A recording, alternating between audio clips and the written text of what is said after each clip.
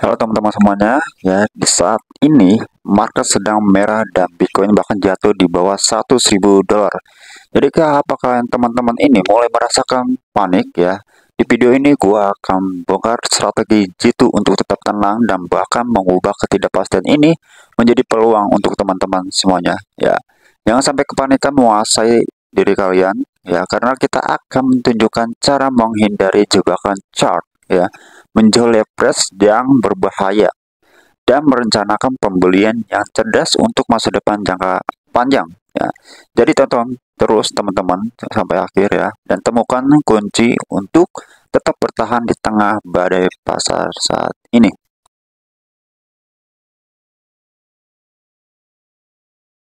Market merah darah, apa yang harus kita lakukan ya?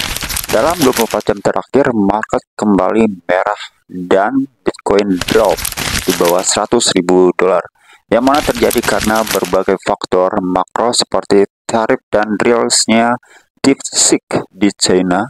Lalu apa yang harus kita lakukan melihat market yang merah darah ini ya? Yang pertama, stay away from chart ya. Ketika keadaan seperti ini seringkali melihat cat justru menyebabkan kita mengalami kepanikan dan melakukan panic selling ya pada posisi yang kita rencanakan untuk investasi ya.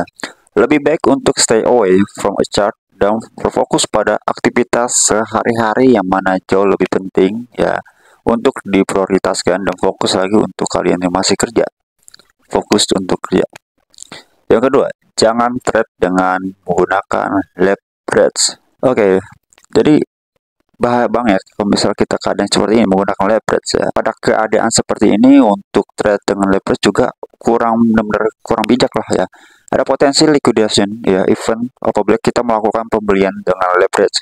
Juga ketika kita mencoba untuk melakukan short, ada potensi juga terjadi short squeeze apabila entry short kita cenderung setelah harga turun ya. Stay away from leverage ya. Yang ketiga, rencanakan pembelian dengan matang. Dalam keadaan yang tidak pasti ini ya, lebih baik membeli sesuatu yang pasti-pasti aja lah ya. Fokuskan pembelian pada major aset yang berpotensi untuk melakukan rebounds ya, daripada membeli aset yang benar-benar nggak ada kesan-kesan rebounds ya, atau bahkan aset spekulatif yang belum tentu mengalami kenaikan lagi ya. Yang keempat, think long term. Kunci utama di market crypto untuk jangka panjang adalah tetap bertahan. Jangan sampai karena 1 sampai 2 hari merah, maka kita melupakan potensi jangka panjang crypto ya.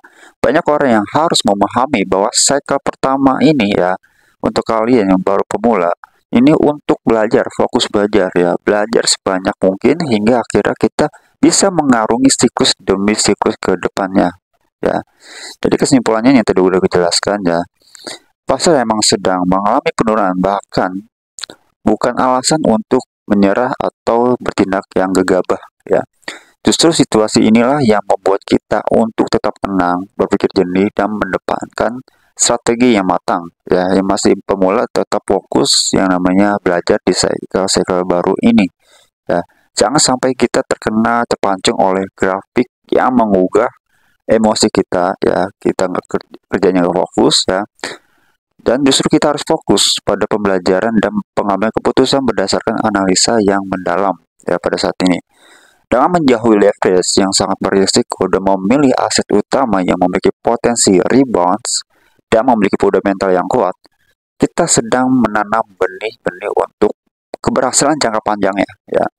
Jadi ingatlah untuk teman-teman sekalian ya, setiap siklus ini pasar adalah guru yang berharga pengalaman, dan ketekunan kita saat ini akan menjadi pondasi yang kuat dalam menghadapi tantangan-tantangan investasi atau trading di masa depan ya.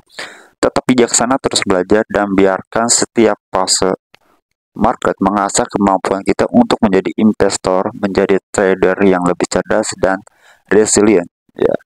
Oke, untuk penutupannya ya, terima kasih sudah menonton sampai akhir ya. Teman-teman, saudara saya masih nonton ya, ingat, setiap tantangan pasar adalah peluang untuk belajar ya, peluang untuk kita untuk tumbuh sebagai investor atau trader yang lebih bijak ya. Jangan biarkan ketidakpastian ini membuat kalian ini mundur ya. Justru inilah saatnya kita bersiap menyambut peluang berikutnya dengan strategi yang lebih matang lagi, yang lebih bijaksana lagi, yang bahkan bisa memperoleh keuntungan lagi. Oke.